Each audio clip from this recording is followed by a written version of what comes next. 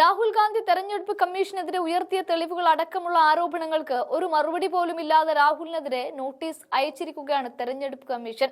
അതും രാജ്യത്തിന്റെ പ്രതിപക്ഷ നേതാവിനെ ഭീഷണിപ്പെടുത്താൻ വേണ്ടി. എന്നാൽ ഇതുകൊണ്ടൊന്നും തന്നെ തീർക്കാനാവില്ല എന്ന് പറഞ്ഞുകൊണ്ട് ശശി തരൂരിനെ പോലും തങ്ങളോടൊപ്പം ചേർക്കാൻ പാകത്തിനുള്ള 7 അടി പൊക്കമുള്ള തെളിവുകളുമായി രാഹുൽ കളത്തിലിറങ്ങിയപ്പോൾ മറുപടി നൽകിയത് തെരഞ്ഞെടുപ്പ് കമ്മീഷൻ അല്ല, BJP ആണ്. അതും 1980 വോട്ടർ പട്ടിക ഉയർത്തി കാണിച്ചുകൊണ്ടാണ് BJP ഇപ്പോൾ സോണിയാഗാന്ധിയെ പൂട്ടാനൊരുങ്ങുന്നത്.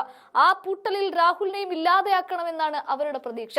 എന്നാൽ രാഹുൽ ഗാന്ധി തെരഞ്ഞെടുപ്പ് കമ്മീഷനെതിരെ ആറ്റം ബോംബ് പ്രയോഗിക്കുന്നിടം വരെ എന്തുകൊണ്ട് BJP ഇത്രയും കാലം സോണിയാഗാന്ധിയുടെ പൗരത്വത്തെക്കുറിച്ച് മിണ്ടിയില്ല, ചോദ്യങ്ങൾ ഉയർത്തിയില്ല, അവർ ചെയ്ത വോട്ടുകളെ കുറിച്ച് പറഞ്ഞില്ല?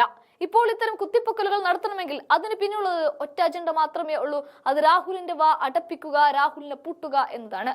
അതിനർത്ഥം BJP പേടിച്ചു പോയെന്ന് മാത്രമാണ്. ഇല്ലെങ്കിൽ പിന്നെ എന്തുകൊണ്ടാണ് ഇപ്പോഴത്തെ കുത്തിപ്പൊക്കൽ?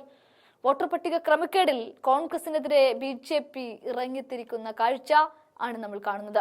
തെരഞ്ഞെടുപ്പ് കമ്മീഷനെതിരെ ആയുധം ഉപയോഗിച്ചപ്പോൾ ആയുധം തടുക്കാനെത്തിയവർ BJP ആണ് എന്ന് കൃത്യമായി ഓർക്കണം.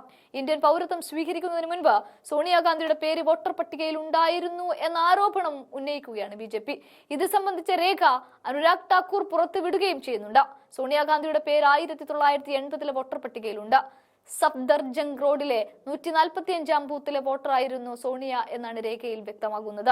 അനധികൃത കുടിയേറ്റക്കാർക്ക് വേണ്ടിയും കള്ളവോട്ടിന് വേണ്ടിയുമാണ് കോൺഗ്രസ് ബഹളം വെക്കുന്നത് എന്നുമാണ് അനുരാഗ് ഠാക്കൂർ ഇതുവഴി ഉറപ്പിച്ചു വെക്കുന്നത്.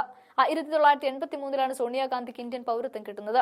എന്നാൽ അതിനു മുൻപേ അവിടുത്തെ വോട്ടർ പട്ടികയിൽ സോണിയുണ്ട്. റായ്ബറേലിയിലെ കള്ളവോട്ടും BJP ചൂണ്ടിക്കാട്ടുകയാണ്.